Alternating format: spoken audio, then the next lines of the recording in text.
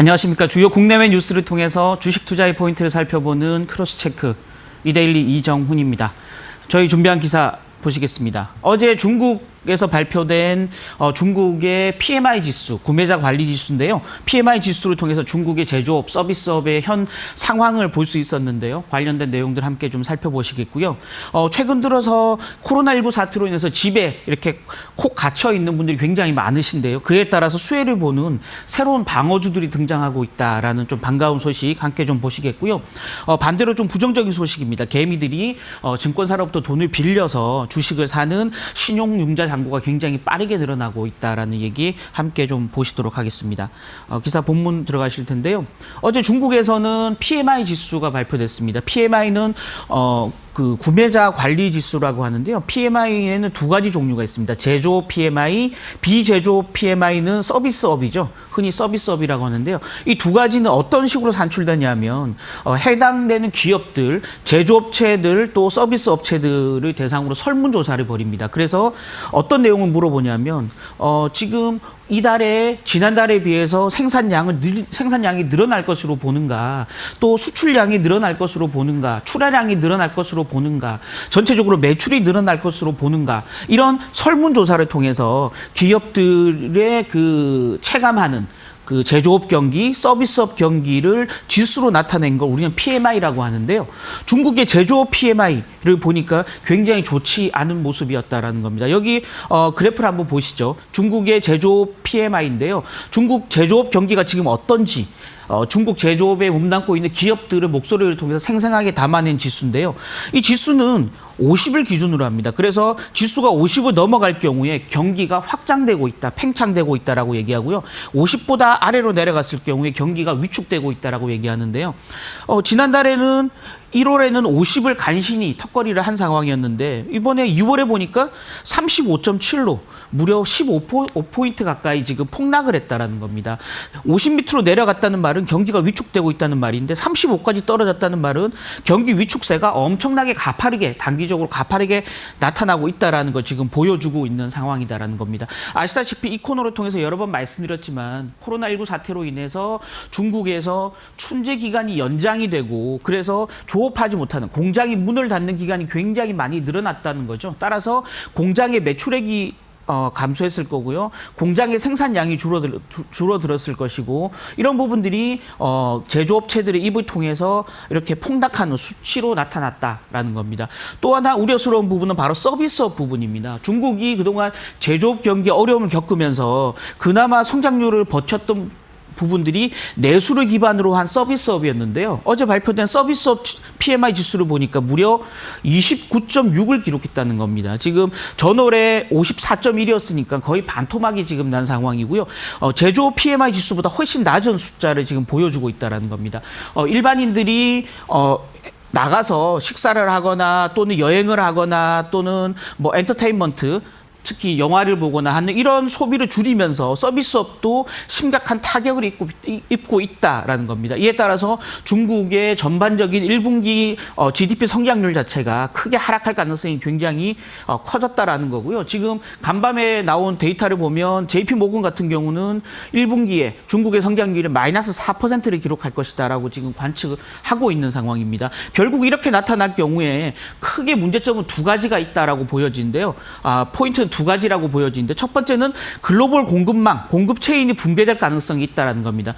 중국은 우린 전 세계의 공장이라고 얘기하죠. 중국의 제조업체들이 이렇게 가동이 부진한 상황이다. 그러면 어떤 반사적인 영향이 있냐면 첫 번째는 중국의 공장을 둔 애플이라든지 이런 중국에서 생산 기지로 활용하는 기업들이 전체적으로 매출액이 줄어들 가능성이 있다라는 거죠. 1분기 실적에 마이너스 영향을 줄 수 있다라는 거고요. 두 번째는 우리 현대차를 비롯한 많은 또 중국으로부터 부품을 조달하는 국내외 기업들 같은 경우도 역시 생산에 차질을 빚을 수 있다라는 측면들이 두 가지 살펴볼 포인트다라는 거고요.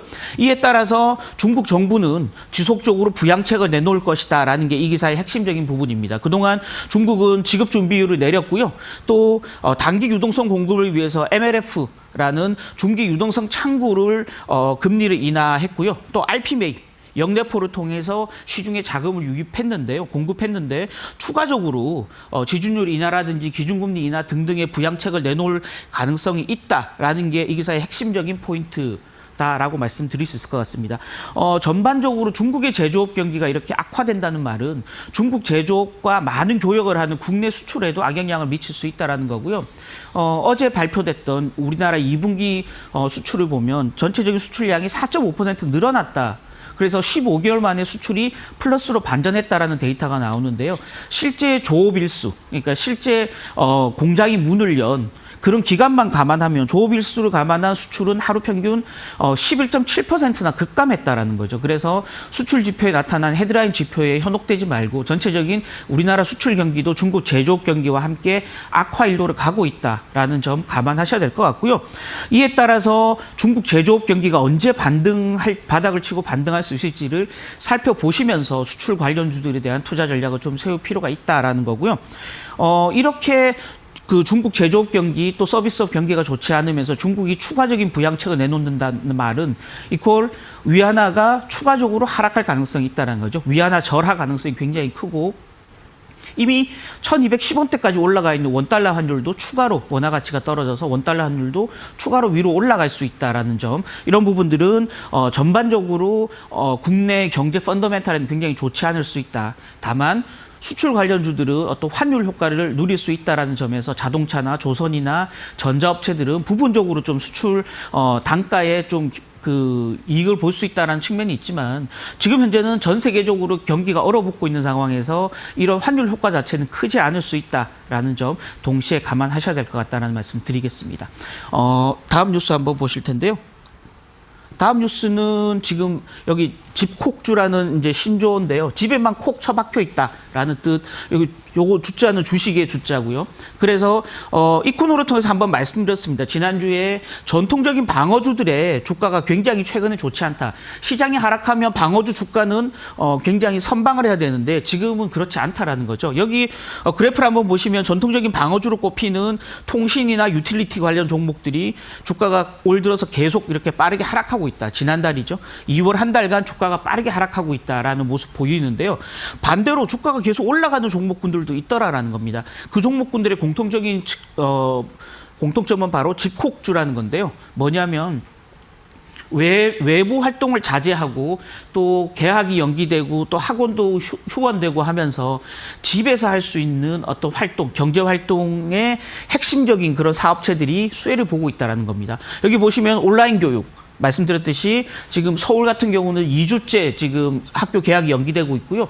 추가로 지금 대구 같은 경우는 추가 2주 학교 개학이 연기되고 있는 상황, 그리고 학원도 휴원되고 있는 상황. 그래서 공부를 시키고자 하는 부모들 입장에서는 온라인 교육을 통해서만 애들을 가르칠 수밖에 없다라는 측면들이 온라인 교육 관련주들의 주가를 위로 끌어올리고 있다는 겁니다. 여기 보시면 YBM 넷이라든지 또는 아이스크림 에듀라든지 이런 대표적인 온라인 교육, 특히 초등학생을 중심으로 한 온라인 교육 관련주들이 굉장한 강세 흐름을 지금 보여주고 있다는 거고요. 최근 들어서 슈퍼마켓이나 마트를 많이 찾지 않는다라는 얘기들이 많이 들리실 겁니다. 그에 따라서 그 온라인 이커머스 관련 그 매출이 굉장히 늘어나고 있고요. 그걸 배달하는 택배 업체들이 주가가 굉장히 강한 모습이다라는 거죠. 여기 동방 익스프레스 같은 경우는 주가가 무려 52%나 지난달에 지금 상승을 했다라는 거고요. 게임 역시 PC방은 많이 찾지 않지만 가정 내에서 게임을 많이 하다 보니까 게임주들도 굉장한 또 기대감을 지금 갖고 있는 부분이다라는 거죠. 특히 여기 보시면 NC소프트 같은 경우는 전날에 전 거래일에 장중 사상 최고치를 찍는 등 지금 신작 효과의 기대감까지 지금 가세하면서 전체적으로 주가가 굉장히 강한 모습을 보이고 있다라는 겁니다. 결국은 시장 내에서 흐름 자체는 조금 방어적인 종목군, 디펜시브한 종목군을 찾아가는 그런 어떤 과정이지만 단기적으로는 이 코로나19 사태로 인한 수혜를 보는 방어주들에 대해서만 집중적으로 매기가 살아나는 흐름이고요. 지금 전통적인 방어주 같은 경우는 가격 메리트가 많이 생겼다는 외에는 별다른 어떤 호재가 작용하지 않는 측면이다라는 점에서 방어주에 대해서도 좀 매수할 수 있는 종목군들을 압축하는 전략이 좀 필요하다. 필요한 시점이다라는 거고요. 특히나 지금 전통적으로 좀 수혜를 볼 수 있는 과거에도 사스나 메르스 사태 때도 이런 온라인 교육주들이 굉장히 강한 흐름 보였고요. 지금 정부가 내놓는 추경 예산안 가운데서도 온라인 교육과 관련된 지원 예산들이 많이 잡혀 있기 때문에 이런 어떤 새로운 방어주들 중에서도 온라인 교육과 관련된 종목군들에 대한 관심을 더 높일 필요가 있겠고요. 아까 말씀드렸던 게임 관련주들도 올해 펀더멘탈이 굉장히 좋을 걸로 예상이 되고 있기 때문에 펀더멘탈 플러스 코로나19 사태에 따른 수혜까지 감안해서 이런 두 업종들에 대한 관심도를 높일 필요가 있겠다라는 말씀 드리도록 하겠습니다. 마지막 뉴스 보실 텐데요. 마지막 뉴스는 신용융자 잔고 얘기입니다. 지금 신용융자 잔고는 증권사로부터 돈을 빌려서 그걸 가지고 주식을 매수하는, 그래서 돈을 빌린 규모, 잔고를 우리는 신용거래 잔고라고 하는데요. 지금 현재 10조 원이 넘어가는 상황이다라는 겁니다. 지금 작년 하반기 9월부터 지금까지 추이를 나타내고 있는데요. 지수가 하락하는 가운데 개인들은 지속적으로 돈을 빌려서 주식을 사들이고 있다라는 거고요. 따라서 신용융자 잔고를 통한 매수가 많이 몰린 종목군들은 향후에 지수가 추가로 하락할 경우에, 주가가 추가로 하락할 경우에 반대 매매에 처할 가능성이 굉장히 높다라는 거죠.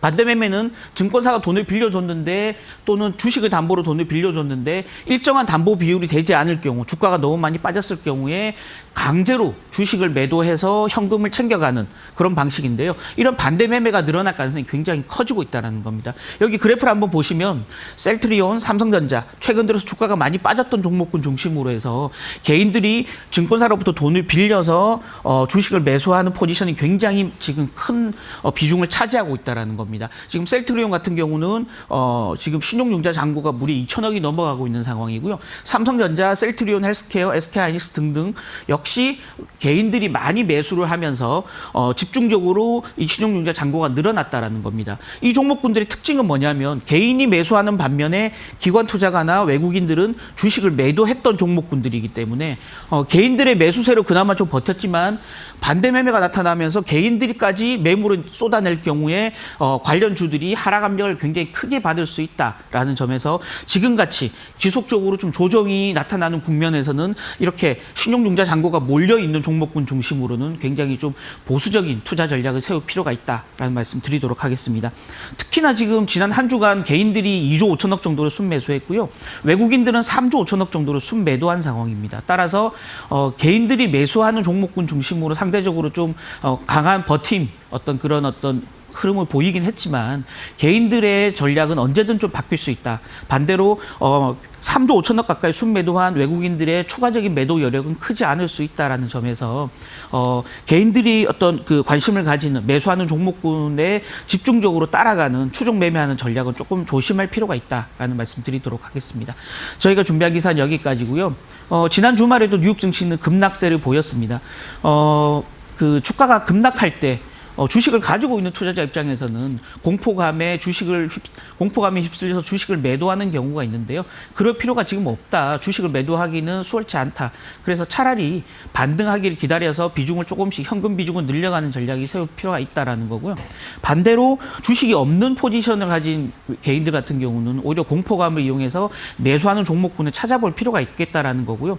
뉴욕 증시 주가가 하락했지만 뉴욕 증시의 배당 수익률이 오히려 2년 만에 최고치로 지금 반등하고 있는 상황이다라는 점 투자의 포인트로 좀 삼을 필요가 있겠다라는 말씀 드리겠습니다. 지금까지 이정훈이었습니다.